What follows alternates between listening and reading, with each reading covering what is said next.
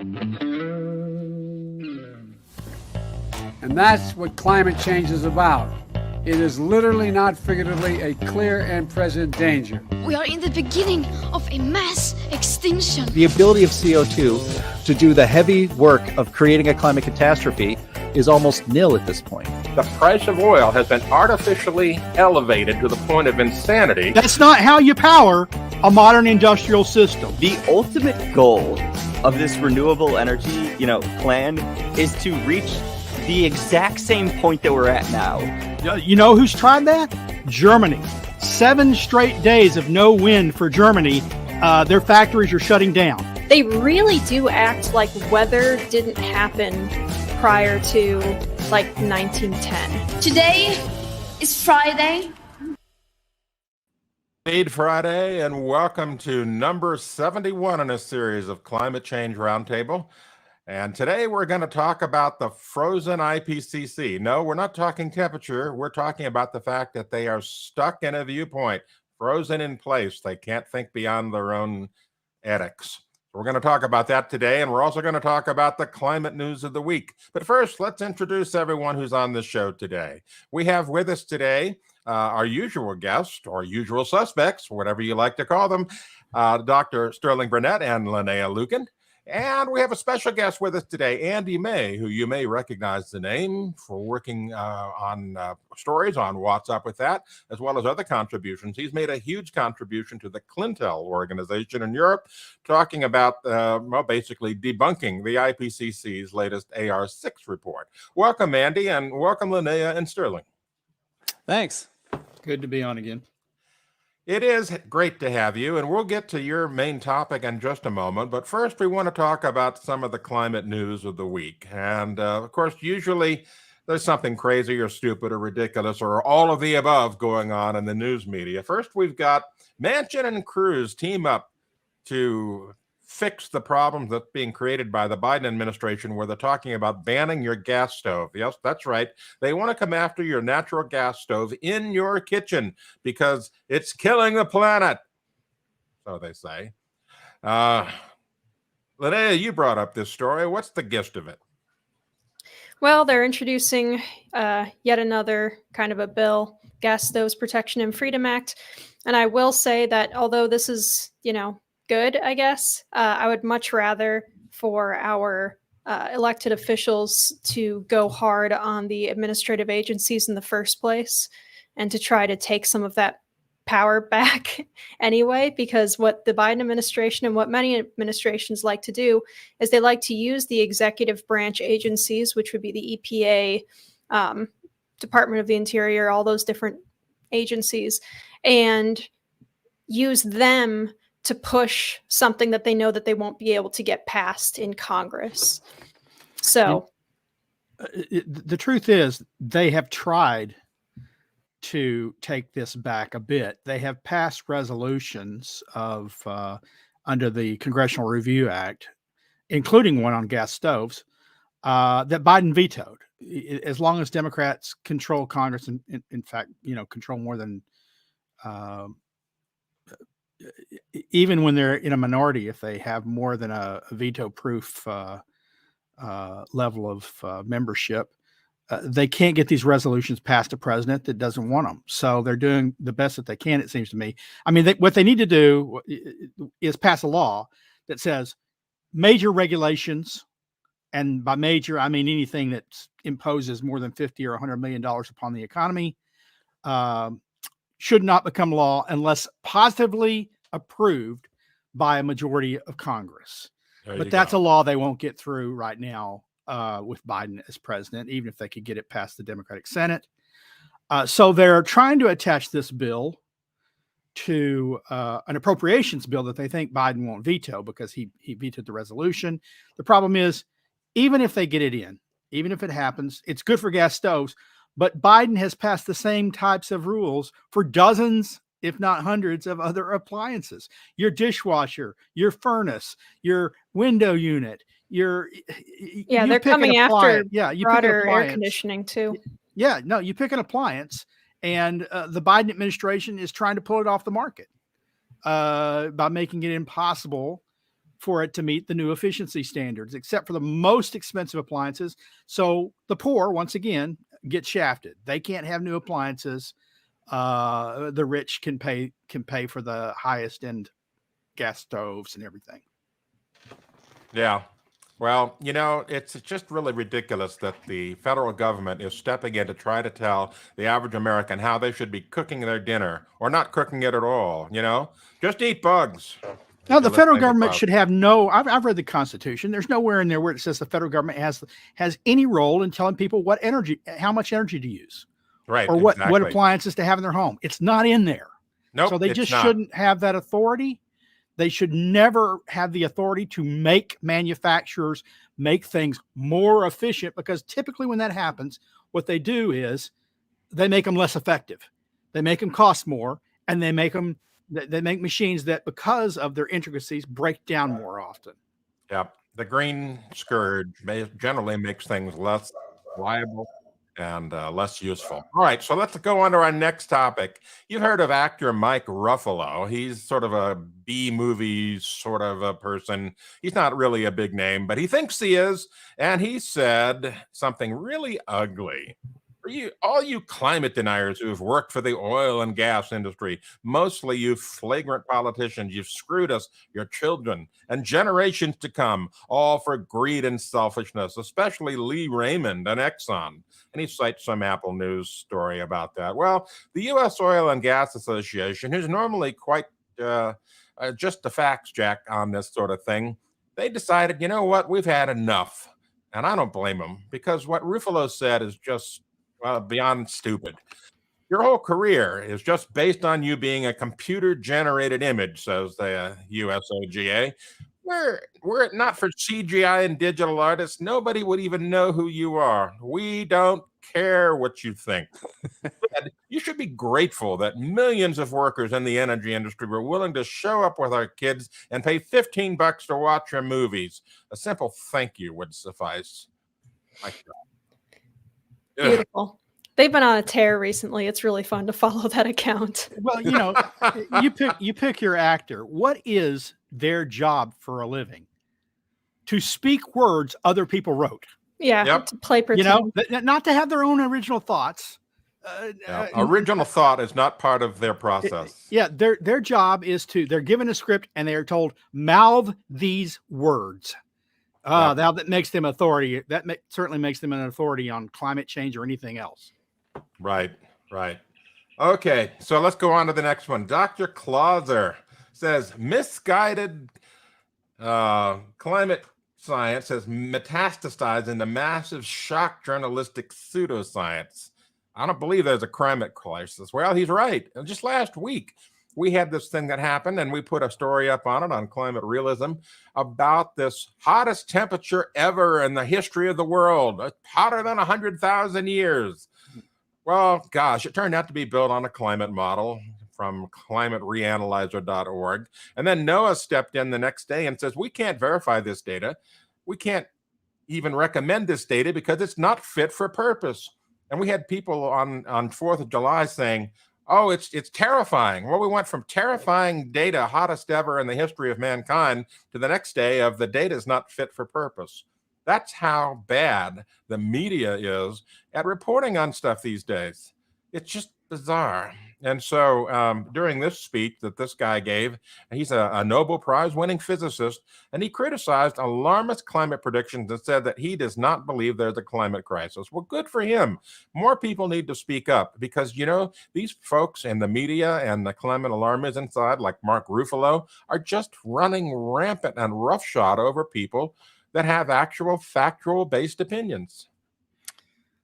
The real sad thing is about this story is this is the guy, I believe he won the Nobel Prize this year. He didn't share it with anybody. It was him alone.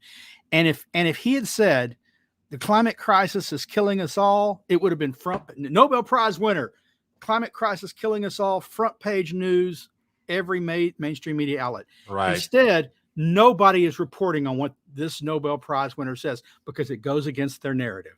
Exactly. No mainstream media outlets covering it. In fact, they're trying to suppress it. On Facebook, he is part of CO2 Coalition. On Facebook, they won't accept the Nobel Prize winning physicist's statement. They say it's misinformation, as if the Facebook fact checkers know more about climate science than a Nobel Prize winning physicist. Yeah. Yeah. And then finally, we've got a story from Heartland President James Taylor about the groaner of the week. Oceans are getting greener. Ooh, what does that mean? Well, apparently there's like a half a dozen headlines on this say that climate change is benefiting the ocean and it's making it greener. It's changing the color. Well, I don't know about you, but I tend to think that when the ocean or a lake or stream or river gets greener, it's not necessarily a good thing, but who knows? But greener tends to mean an algal bloom. And here's the thing that it seems that these folks at the Daily Beast and other outlets seem to miss. When you have more algae in the ocean, it absorbs more sunlight because the albedo changes. It's darker. And so the oceans are going to heat up. Oh, no! It's a positive feedback. Any comments, guys? Andy, you got anything to say about this? Well, and a lot of this, it's not just algae. They're talking about an increase in phytoplankton. And phytoplankton is like the bedrock of the entire ecosystem in the ocean, the entire food chain. Everything relies on those phytoplankton blooms. If we didn't have them, then that's when they start complaining about dead zones. So there's just no winning. A few years ago, they were complaining because they thought there was a decline in phytoplankton. Now they're complaining because there's growth in phytoplankton. It doesn't matter what it is. Climate change did it and is destroying the earth. Yeah, this isn't, by the way, people say, oh, it's changing the color. This isn't an algal bloom that they worry about, like the red tide type stuff. This is the good type of algae that sustains life, not that's destroying the oceans and ocean life. It's the lowest part of the food chain. It's the most important part of our food chain. Almost all the big whales, the baleen whales, they rely on plankton and phytoplankton. That's their meal. That's what they strain through their baleen. It's and the middle range animals like the little tiny shrimp and so forth. But yeah, it just goes to show the operative word here is change in climate change. Yeah. Anything that changes, anything is a problem. That's the whole viewpoint, it seems, that the left and the media has on climate. Anything that changes, anything out of the ordinary, anything that's new, anything we never noticed before, that's a problem. Yep. All right, let's get on to the main show, the main topic, the IPCC AR6. Andy, you've worked extensively with CLINTEL to basically skewer this thing. Kind of give us a brief synopsis of what you did, would you? Well, before he does that, tell us what CLINTEL is, right? Give us some background here. Yes, right, I'll do it. CLINTEL is short for Climate Intelligence. The website's clintel.org. It was founded in 2019 by Marcel Kroc and Guus Berkhout in the Netherlands.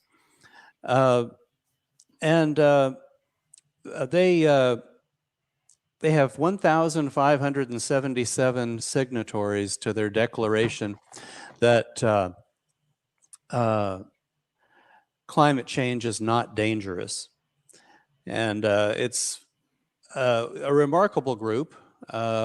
It was about 2 years ago that Marcel contacted me and asked me to help him put together this book.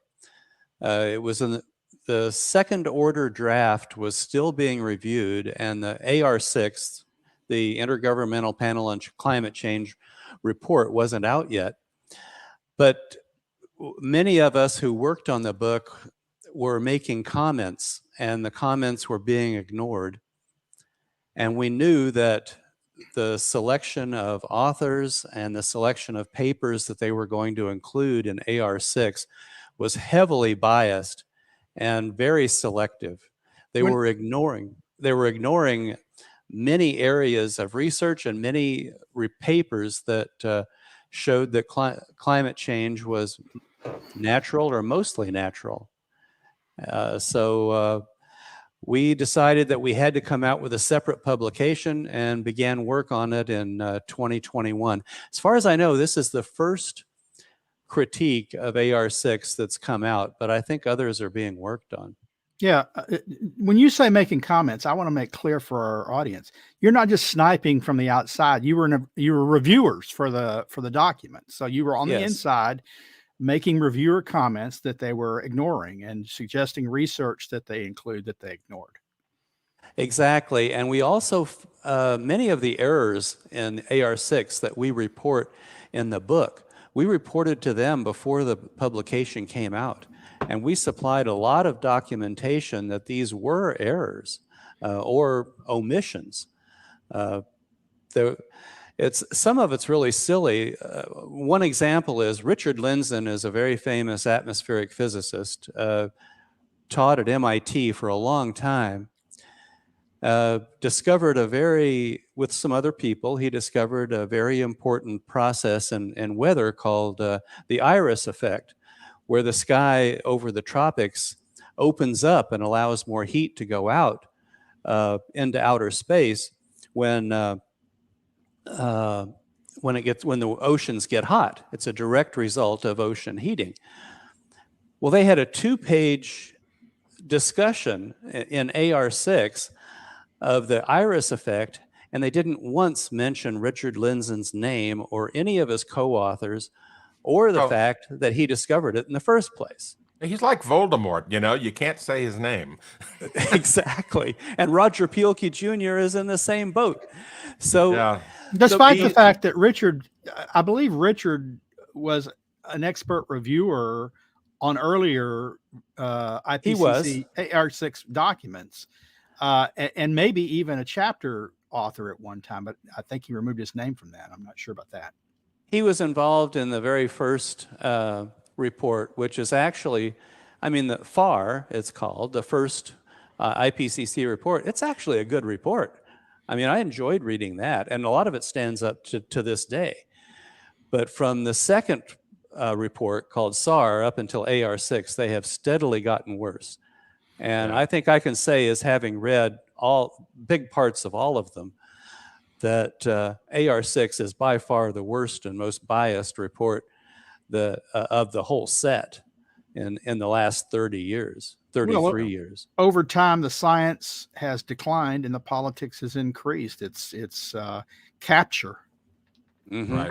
So, Andy, I have a question for you related to AR6. How much reliance did they put into AR6 on the failed and totally debunked climate model, RCP 8.5?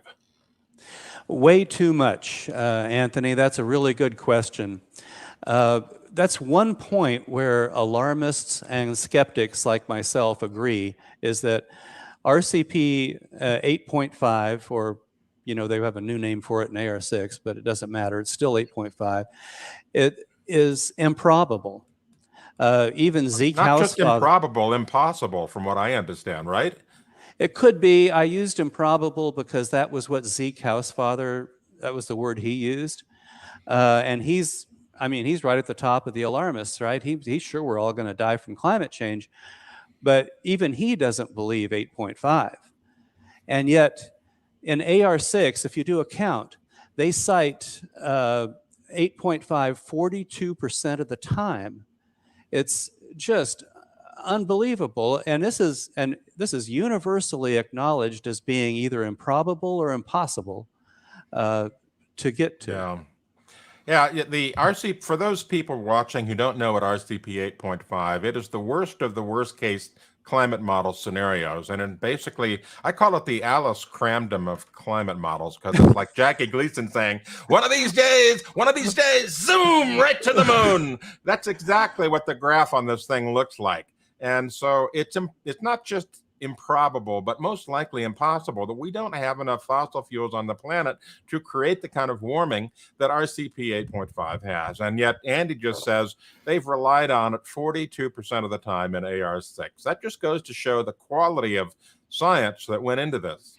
But even if we had the fossil fuel reserves, we're not the use and emission scenario don't match AR. I mean 8.5. 8.5. 8.5, and haven't for a couple of decades now. But they Yeah, still we're running- use it. Yeah. We're running under RCP 4.5 right now. I mean, if you look at observations compared to models, we're nowhere near 8.5. Like Anthony said, it's a rocket ship, and we're going along like this from the temperature standpoint. Yeah, it's the tortoise and the hare, basically. So what else in the AR6 report did you find lacking or just downright ridiculous? The most absurd and shocking thing was the inclusion of a new hockey stick. The hockey stick, you might remember from TAR, was widely debunked. I mean, by the National Research Council of the United States, by the Wegman report. I mean, flawed statistics, flawed tree ring proxies. It was a mess. Well, they brought it back, and it's really sad. And then they used it to say that global surface temperatures are more likely than not unprecedented in the last 125,000 years, Yeah. which is a totally ridiculous statement. As you guys well know, there were no calibrated thermometers before 1850, covering Skip enough the of the calibrated, world. there weren't any thermometers, period. That's right. No. Back then they were all using satellites. Oh, wait. Satellites weren't around 125,000 years ago either. Exactly. So anyway, we've got proxies. We've got proxies a few hundred places around the world. They're varying levels of accuracy. Some of them see summer temperatures. Some of them see winter temperatures. None of them see anything higher resolution than a temperature every 10 or 20 years. And most of them only see a temperature every century or maybe 2 centuries. And they're trying to make a global average temperature from these. You guys in your project have shown that even today's thermometers aren't all that accurate from an objective standpoint as far as representing a global average temperature. Well, these few hundred proxies are way below that. And so to compare daily or hourly temperatures today to 100-year averages in the past is silly. It makes no sense at all. So they can make no statement about how the temperatures of the last 150 years compare to 125,000 years ago. It makes absolutely no sense. And we know from, and like I told Sterling yesterday, for example, what you should do is you should find a good proxy for the period you're interested in, and then find a modern temperature record for that location and that depth in the ocean or whatever. You can compare at a location where you have a good proxy, but you can't take the proxies and make a global average temperature. I think that should be intuitively obvious to everybody. That's the worst. That's the worst one. I mean, Yeah, it's just like we went to have a climate science discussion and a hockey stick broke out. The hockey stick, it was egregious back when it was first released because A, it was cherry-picked tree ring data, and B, which came out, of course, during all the discussions of ClimateGate.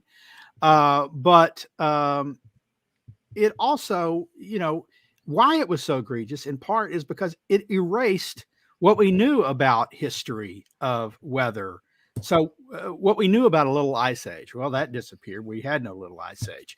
What we knew about a medieval warm period or the Roman climate optimum, well, those disappeared. Somehow they didn't show up in the proxy data used in the hockey stick. And they're well documented historically. Well, and the IPCC, in its, as you said, the first report may have been the best.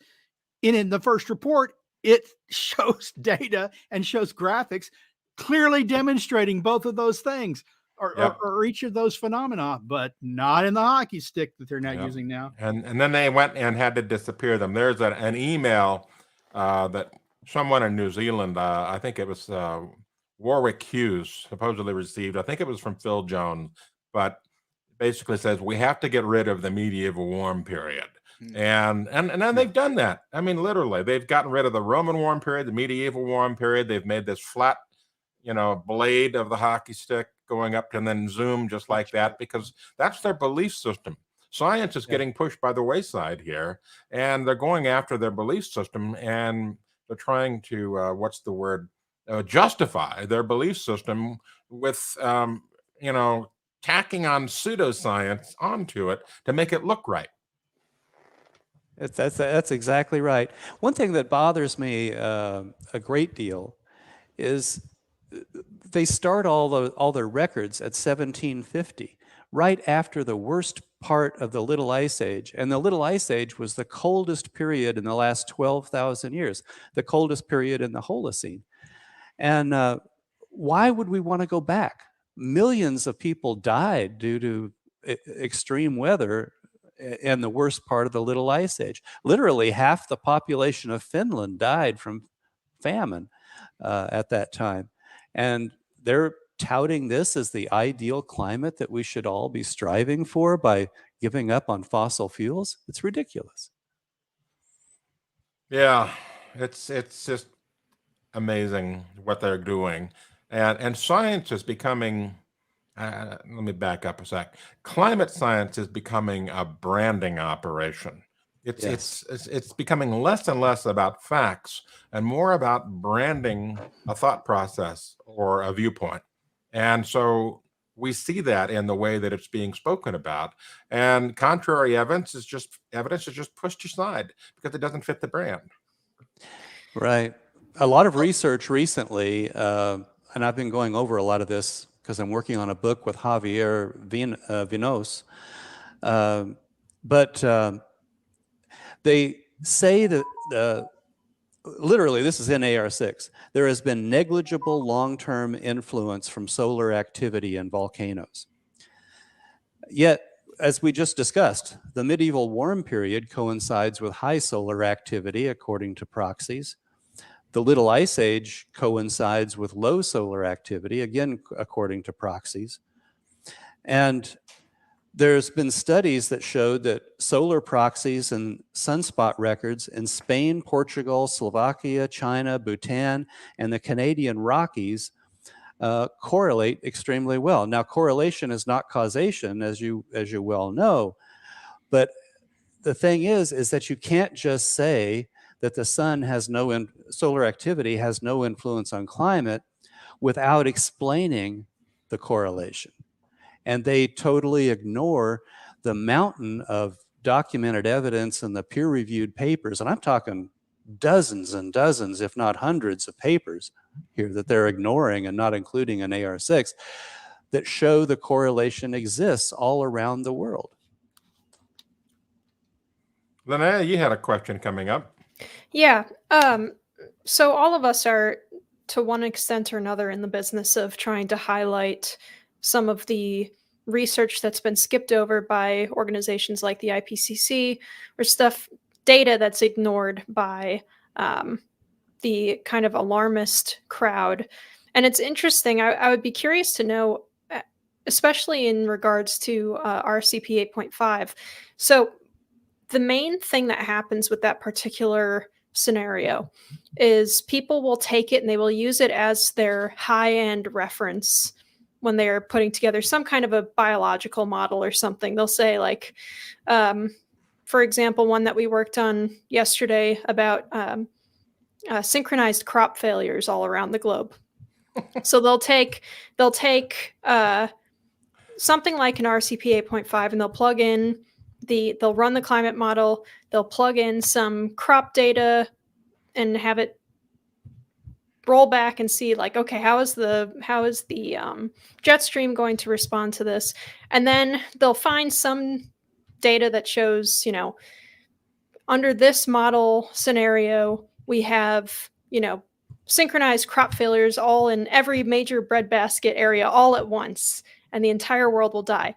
And then what the media does is they take that result, even though there are 3 or 4 other results in the paper that show that there's basically nothing that happens in the less extreme scenarios, and they'll focus on that worst case nearly impossible scenario. So how on earth, other than just continuing to do what we already do, which is to point out, hey, you just took the least likely scenario and ran with it, how do we promote the idea that this model that's being used in other areas of research, because it's not just climate people who are using it, it's people who are working in the biological sciences or in other areas who are coming in and they're saying, look, this is what climate scientists are saying is going to happen in the future, so we're going to project this onto crop production or onto the survival of some species or something. Yeah, you have to be skeptical, especially you have to be skeptical today. And also use common sense. It doesn't take a brain surgeon to figure out that if you have a generally cold period like the Little Ice Age, where and remember, the tropics around the equator, the temperature doesn't change hardly at all. I mean, it stays constant whether you've got an ice age or you've got a warm period. Everything happens at the poles. And that temperature gradient, the temperature drop from the equator to the polar regions, is what drives weather, especially extreme weather. And wintertime has worse storms than summertime because the temperature contrasts are higher then. When warming occurs at the polar regions, the weather becomes milder because the temperature at the poles is closer to the relatively constant temperature in the tropics. So warming actually creates mild weather. Common sense tells you this. You don't have the temperature contrast to create these massive storms that we see when it's colder. That's what people need to focus on. It just makes absolutely no sense. I'm getting a buzzing. I'm not sure what that is. Oh, that was my phone on buzz. Oh, okay. I'm sorry. Sorry about that. It's on my desktop and it was set on buzz. I'll turn it off. Okay. So you get the idea that just common sense tells you that warmer means less extreme weather, not more. Also, warming means plant growth is higher.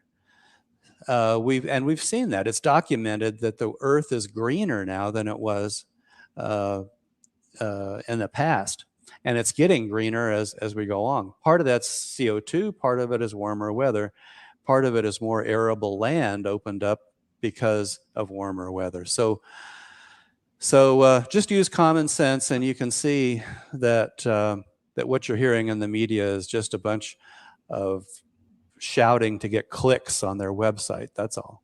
It's always been like that in the news too, If it bleeds, it leads has been a common mantra with the news media. I want to get to the latter part of what Andy was saying about the benefits, but before I do, I want to say something about what Linnea said. So they constantly take the outlier, as long as the outlier is alarming. And Carl Sagan said something that I think is really true, which is extraordinary claims require extraordinary evidence. Exactly. And they never present the evidence that these extraordinary claims of, in the case of what Linnea was talking about, the simultaneous collapse of all the bread baskets is likely at all. In fact, the guy who wrote that article, he was a skeptic of global, the liberalized food trade. And it's like, hold it. Liberalized food trade is what saves people during droughts. Look, 200, 300 years ago, if there was a drought in Ethiopia, A, we didn't know about it. But B, their option was to die. Now, because of liberalized global food trade, they get food from all over the world when there's a drought there. There are donations. We know about it, and we've got food coming from elsewhere. That didn't happen when there was no trade in food between countries. Yeah, Sterling, I forgot to mention it yesterday when we were working on the article, but I looked at his bio, and his area of research is in population. He probably thinks there's If too that, many people. Yeah. that's probably what it He's is. one of these guys that thinks So- there's too many people, so we got to cut off trading food so people die like they used to when there's a drought in one place. So, but Andy, getting to your latter point, because I think this is, it's not just that you detail AR6's errors of inclusion, you also detail their errors of omission, the data on deaths, the data on Exactly. food production, the data, all the good news that that AR6 doesn't tell you about. That's right. You know, they don't mention Bjorn Lomborg's research, and he's the leading expert on the dangers of climate change, as far as I know. And he shows that the mortality due to climate disasters, and I'm talking all of them, hurricanes, tornadoes, whatever, flooding, the mortality's dropped 99% in the last 100 years. And so this is extremely good news. And he's also documented through the Danish institute called EMDAT that keeps track of climate data that the number of extreme climate events themselves is decreasing. And of course, he's famous, so is Roger Pielke Jr., for detailing that the cost of climate disasters as a percentage of GDP is declining. It's not increasing.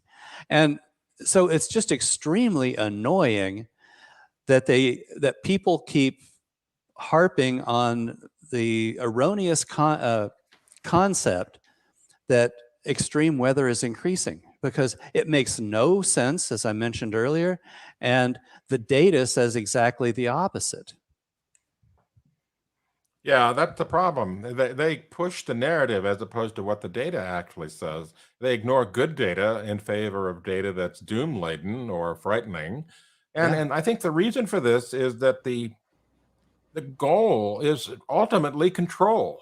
They really want to control how people live, how they eat, how they drive, how they vacation, how they fly or fly not. You know, that's How the they ultimate cook. goal. Yeah. Well, and there's known, I guess I think threat would be too strong of a word, but there are known problems with global warming, right? I mean, no matter what, you're going to get sea level rise. No matter who's causing global warming or whatever, there's going to be sea level rise, and there is zero that we can do about that. So mitigation and adaptation are going to be important no matter what, as it always has been. I saw an exchange on Twitter the other day where someone mentioned, Amsterdam. Maybe it was even James on Fox News the other night. I can't remember where I saw this, but someone made the good point, as we have at Climate Realism, that Amsterdam's been around for a long time and they're not gone, and they've been dealing with sea level issues to the point where it's in actual, like fairy tale legend and stuff. Their sea level problems are so famous. So, and we have all sorts of stories about, ancient cities and stuff that have crumbled into the sea as the waves eroded the rocks that they were built on away. And, it's a part of the human mythos. But I'm told that the people of Atlantis did not have SUVs. well, they had worse than that, I guess. two things. First off, sea level is not rising everywhere. That's true. Secondly, it's not going to continue for all time, because when the next ice age comes, sea levels will fall considerably. Sea level rise happens in the interglacial cycles between ice ages, Right? And that's because the ice is melting and thermal expansion. But we know from the past that there are entire cities, say in I think in Spain and in the Ionian coast and near Greece, that are miles from the sea at present, that reports.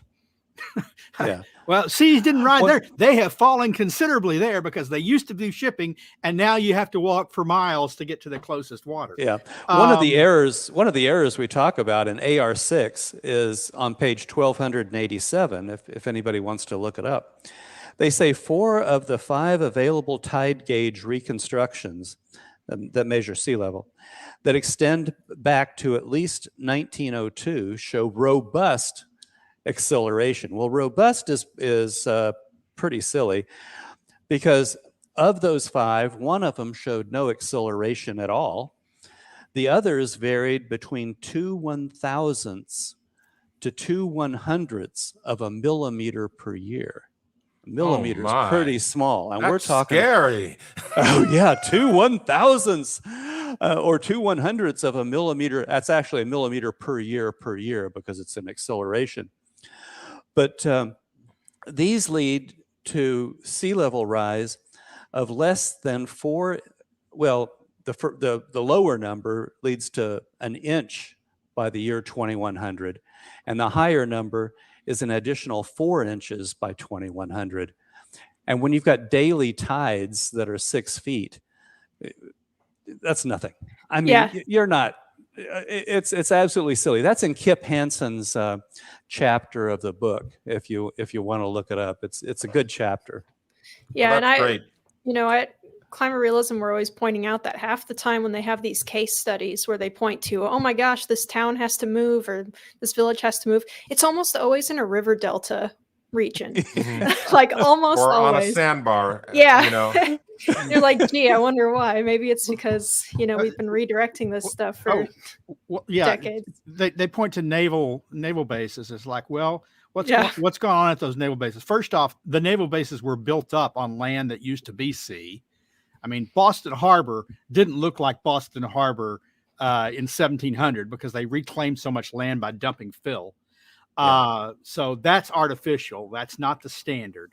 Secondly, if you build up military bases and cities and shipyards on land that is prone to subside, if you start taking water out of the aquifer for drinking water and compact from heavy concrete things being put upon it that were never there before, you're going to get some accelerated sea level rise. But it's not the rising seas, it's the sinking land. Yeah, the 2 big takeaways for me after spending 2 years working on this book with 13 other people, I might mention that of the 8 authors, the 8 actual authors, we live in 7 different countries. So this is truly a global population of writers. The total group of 13, it's still 7 countries, but the other 5 people were reviewers. But we found that reform of the IPCC is desperately needed. And you might remember back in 2010, there was a review of the IPCC at that time that said they were not following their own procedures. They were bringing on people that had biases that they agreed with. They were excluding people who had done decent research, but it went against their agenda. This was in 2010. Yeah, that's when we had Choo-Choo Picare running the show. Yeah, and now it's worse. I mean, they not only didn't improve, they got worse. So there really desperately needs to be another review. I think the idea of the IPCC is a decent idea, I suppose, but it's just useless. And they aren't convincing anybody. They do have an agenda. They're pushing that agenda. They've been doing that for 30 years, 6 reports, tens of thousands of pages. They've probably taken down an entire forest just for the paper. And yet the polls continually show that climate change is at the bottom of the public's priorities, both in the United States and worldwide. The UN My World poll, climate change was dead last in that, and that was a poll of 10 million people. I think that's what alarms alarmists the most is the polling data. It's not where the world's in it. It's that they're so unconvincing. You know, Yes. that after nearly 4 decades now of climate propaganda, of scare stories, of doom and gloom, they still haven't moved the needle to make it the case that climate change is the most important issue in people's lives, which, you know, according to Biden and his national security and foreign policy team and energy and environment team, it's the main issue. Right. When we go to every country and we start negotiating things, climate's at the top of the agenda, except for everybody outside of the Biden administration and the Democratic Party. Pretty much. It's amazing. Yeah. Well, I want to point out, look how effective this whole thing has been over time. You know, they've got these meetings and they talk about it in the reports and so forth. You know, they talk about changing policy and we have to save the earth and 1.5 degrees centigrade and on and on and on and on and on. And yet the bottom line is that carbon dioxide is still going up and we haven't, you know, roasted. The earth hasn't destroyed itself. You know, all of these doomsday scenarios that they keep talking about have not happened. And I want to point out that the Paris Agreement, COP21, where they said we have to limit the warming to 1.5 degrees centigrade, otherwise bad things will happen.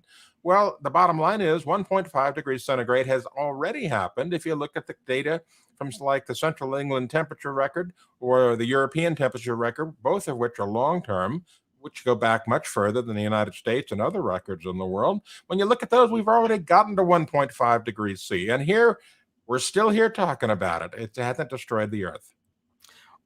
It's interesting looking at that chart. It looks to me, I'd like to see sort of trend.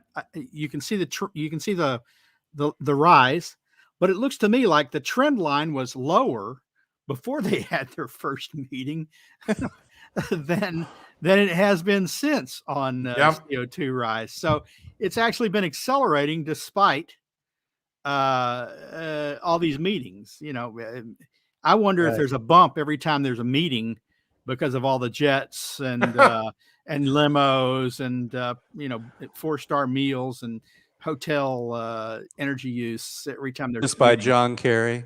Yeah. Well, there's a lot of hot air. Yeah. Oh, he's after it again too. Yeah. No, he testified. Yeah, he testified yesterday. I talked about that. And I would like to also mention about the book that there were 13 of us that worked on it. We weren't all in agreement on all points. There were a lot of vigorous discussions by email, especially about Chapter 7. If you look at Chapter 7 in the AR6 volume, you'll see that there's an appendix. The main chapter is what most of us, well, no, not me, because I'm the one who wrote the appendix, but it's what most of the group believed about climate sensitivity. And it's largely about Nick Lewis's excellent study where he showed the AR6 the AR6 ECS evaluation was subjective and incorrect. Nick Lewis redid all of the work, taking all the assumptions from AR6, and he showed that ECS, or the climate sensitivity to a doubling of CO2, was probably less than 2. In other words, it was more likely less than 2 than above 2.5, yet the lower limit in AR6, using their subjective technique before Nick Lewis's correction, their lower limit was 2.5. It was much more likely to be less than 2 than above the lower bound of that AR6 says. That's essentially Chapter 7. Now, where I had a problem and why I wrote the appendix was I thought that making the assumption that most of the warming since 1900 was due to carbon dioxide, an increase in carbon dioxide, was incorrect. But both Nick Lewis and AR6 assume that essentially all the warming is due to an increase in carbon dioxide since 1900. And I just wanted to make the point that if the sun has some effect, the modern solar maximum and so on, or if the ocean oscillations, the fact that we had two positive AMOs in the 20th century back to back, that's the Atlantic multi-decadal oscillation. It means warming. So, if those were a factor in the warming, then what AR6 has calculated and what Nick Lewis has calculated are maximum values. So the appendix explains that if their assumption that CO2 did it all is correct, we're looking at maybe 2 degrees for a doubling of CO2. But if their assumption is wrong, then it's less than 2. Well, other scholars associated with Heartland, like Willie Soon, Lord Monckton, and David Legates, have done peer-reviewed studies that show that climate sensitivity is much lower based on simple models, that most of the models build the large sensitivity estimates on feedback mechanisms that haven't been proven. And in fact, we didn't emit a lot of CO2. We didn't add a lot of CO2 to the atmosphere before 1950. That's right. That's when the huge increase started. And so it's hard to believe that the warming before 1950 was driven by human CO2 emissions. But what I find interesting about what you just said is something that is lacking in the IPCC process. It may have been there earlier, I don't recall, but you allow dissent and you publicize, you put in there dissenting opinions so people can make up their own minds.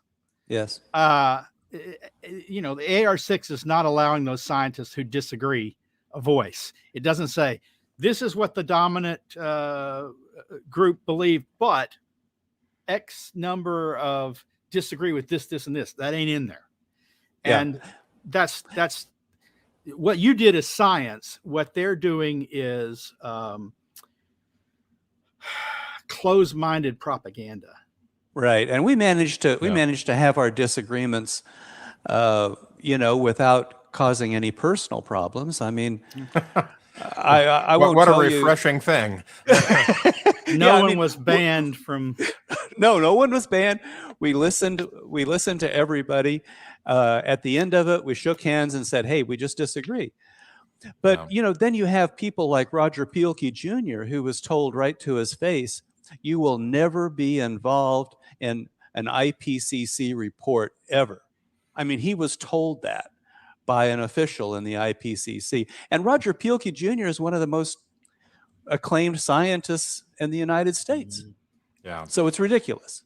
Yeah, the most ridiculous thing is, and in this graph of climate sensitivity here from our Climate at a Glance website, the climate sensitivity was first posited in the 70s by Charney, and it was called the Charney number. And they still have not nailed this down. Right. This is still in debate. Climate sensitivity is the starting point for all models, all future projections, all trend lines, all amounts of warming. And yet, there is no absolute known value for climate sensitivity yet. Climate science has been working for 40 years, and they have not nailed down climate sensitivity. And without nailing that down, all future projections are just simply uncertain. Exactly. We don't have a lot of time here, and I want to make sure, and Anthony may have done that, may plan on doing this, but I want to make sure we give you, Andy, the chance to tell people how they can get a hold of the research, the book, and where they can go review it. Okay. The book is available at all the online locations like Kobo, Barnes & Noble, and Amazon. And it's just search for the frozen climate views of the IPCC, and it'll pop up for you. It's available as an ebook. It's available as a paperback, and it's available for free at the CLINTEL at clintel.org as a low resolution PDF. Although many of you probably have problems reading PDFs, I often do.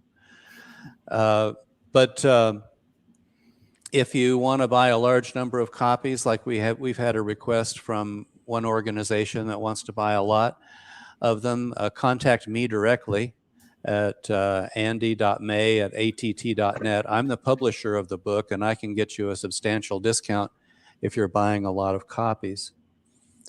I think as far as dealing with climate science, there's just nothing more important than to be skeptical and look into it and look at primary sources. It's unfortunate, but the media has lost our confidence. There are no Walter Cronkites out there.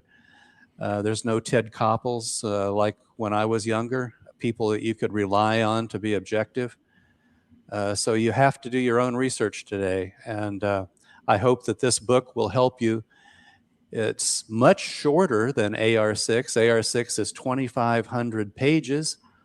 And it's an epitome of trying to baffle people with excess excrement. It's really AR6 is really pretty bad. But here you can see the opposing view. I'm sure you'll see lots of AR6 in the news as time goes on, and this is where we think they got it wrong. Yeah.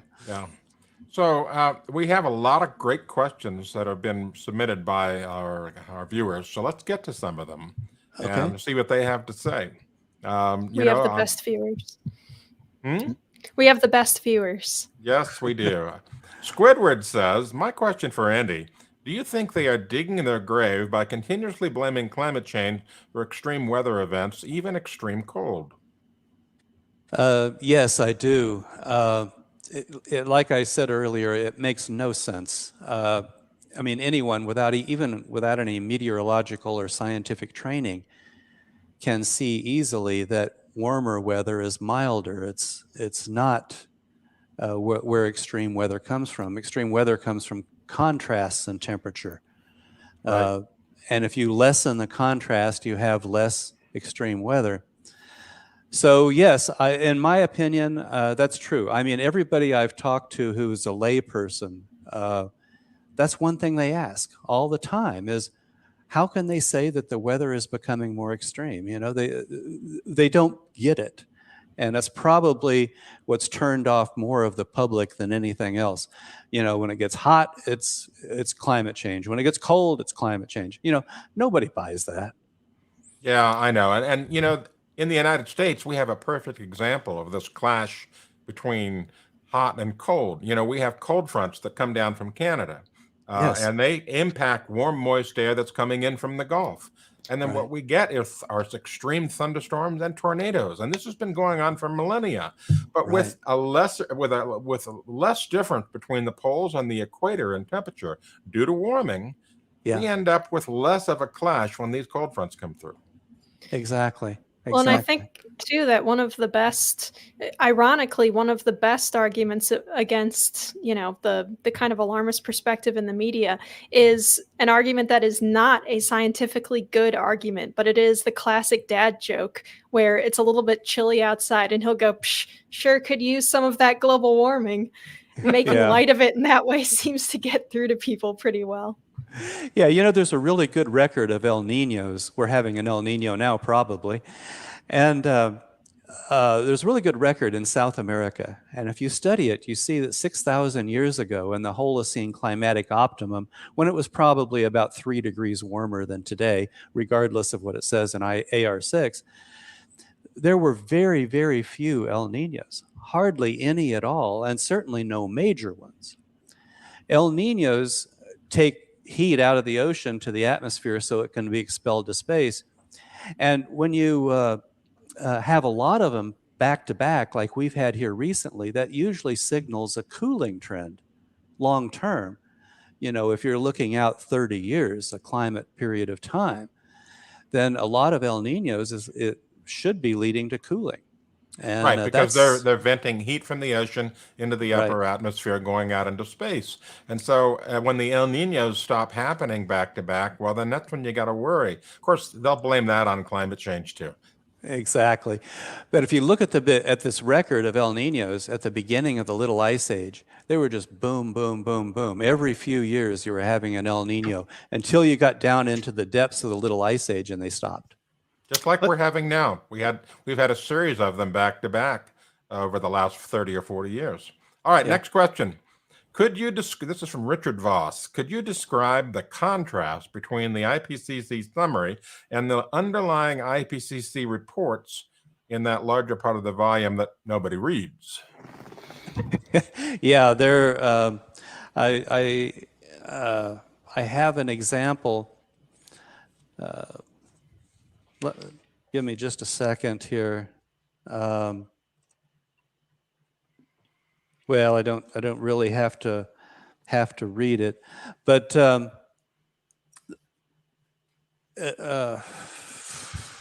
shoot, we do document some. I'm sorry, I'm having an old person's brain fart here. A senior moment? I'm having a senior moment. Yeah, I had a great example of that, but. We can fill the airtime for a second for you while you look for it. Well, or just tell generalities about what you're going to say. Okay. Well, in general, the summary takes the worst case scenario. When you get back into the depths of the report, they will tell you both sides, but they will put a slant on it, even in the bulk of the report. Yeah, well, the policy for summary, or the summary for policymakers, or maybe it is the policy for summary makers. I don't know. That's almost apt. Seems to be they touch on like the news media does. They talk about the worst case stuff and leave the details unreported. That's right. And remember, the summary for policymakers is written by politicians. It's not written by the scientists themselves. Right. So Jim Lakely throws in $5 and says, how worried are you that all young scientists know that if they question the alarmist narrative, they are destroying their careers before they start? I worry about that a lot. Some of the young climate scientists that I see on Twitter, for example, it's clear that their scientific training is pretty awful. They're not being trained in science like I was when I went to college, to be skeptical, to question everything. Nowadays, they're expected to toe the party line, and it's very, very sad.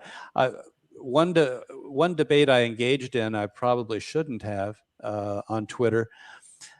The poor guy had written a couple of papers. He was a postdoc researcher in climate science. And his papers were pretty good. I mean, they laid out the story pretty much, and I agreed with it, with his papers.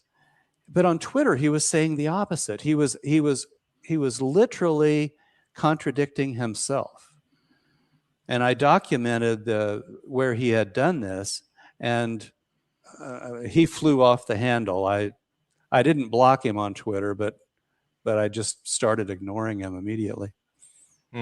Yeah, it's sad that the peer pressure, the climate peer pressure out there will cause so many people to conform to a belief system rather than just simply standing up and speaking the truth. Well, and I think part of it is a misuse and an over-reliance on the computer part of all of this, of the research that they're doing now. I think that a lot of people in my generation have been brought up on nothing but computers. And so instead of looking at them as this incredible tool that we have, they're looking at it as something that is printing out truth rather than garbage in, garbage out, the way that you would have been taught in the earlier days of computing sciences. So that's part of it, definitely. And I've, myself, I have experienced when I was in the university, I had a professor tell me that he hopes that I'm not getting into climate denialism.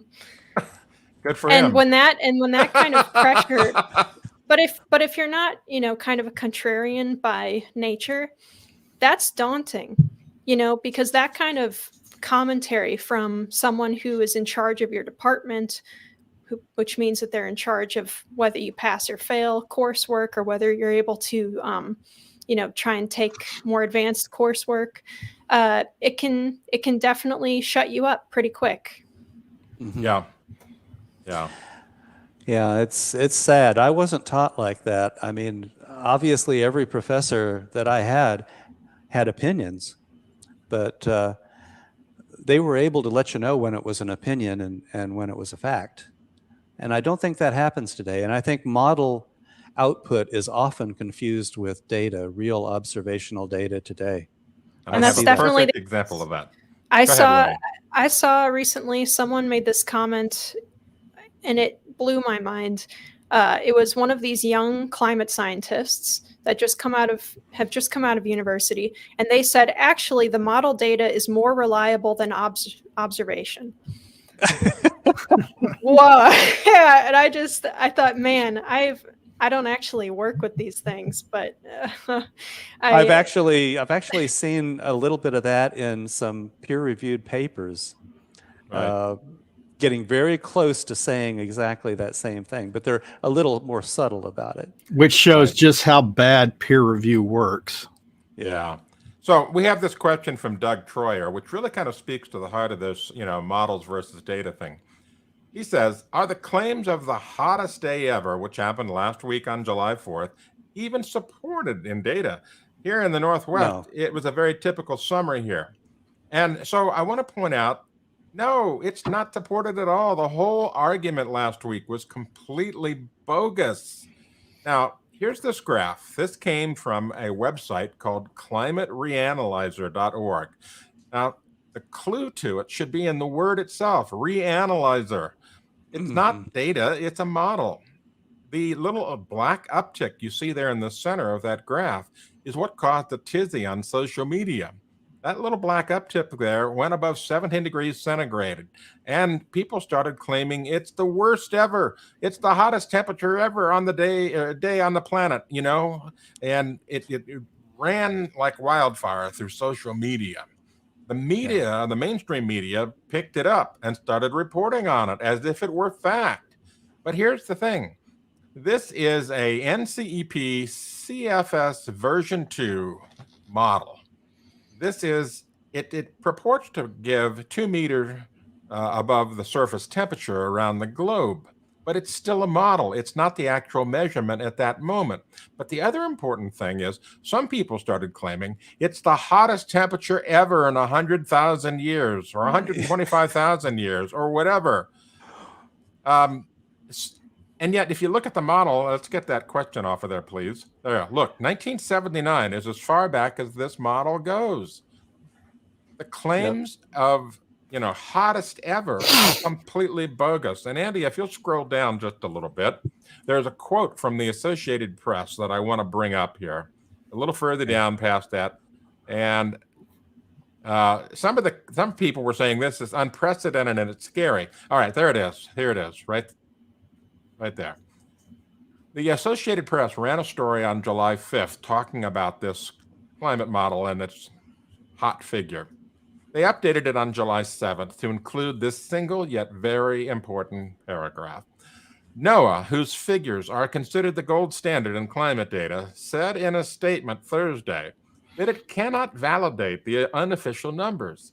It noted that the reanalyzer uses model output data, which it called not suitable, as substitutes for actual temperatures and climate records.